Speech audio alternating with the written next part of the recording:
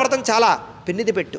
ఎవరైతే సప్త శనివారాల వ్రతం మానకుండా 7 వారాలు కంటిన్యూగా చేస్తారో ఆ స్వామివారి అనుగ్రహంతో వాళ్ళందరూ సమస్త కోరికలు నెరవేరడమే కాకుండా చాలా తక్కువ కాలంలోనే వాళ్ళ కోరికలు నెరవేరుతాయి. 7 వారాలు పూర్తయ్యేసరికి ఆ కోరికలు నెరవేరుతాయి. అంత విశేషమైనటువంటి ఫలితం సప్త శనివారాల వ్రతం అయ్యా. అయితే ఈ సప్త శనివారాల వ్రతం పూర్తి చేసిన తర్వాత వెంకటేశ్వర స్వామి వారి యొక్క దర్శనం చేసుకోవడము, ఏదైనా ముడుపుంటే సమర్పించడము, తలనీలాలుంటే సమర్పించుకోవడము కూడా చాలా విశేషమయ్యా.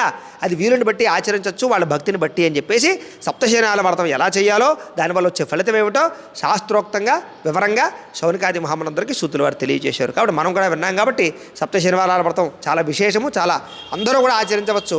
ఇది చిన్న పిల్లల దగ్గర నుంచి పండు ముసలాళ్ళ వరకు కూడా అన్ని రకాల వారు, అన్ని వర్ణాల వారు అందరూ ఆచరించవచ్చు అని చెప్పేసి శౌనకాది మహాములందరికీ కూడా సూతులు వారు తెలియజేశారు. కథాలోపమైన వ్రతాలోపం కాకూడదు. 2 నక్షత్రాలు అక్కడ వేసి 2 నక్షత్రం మీద వేసుకోండి. అయితే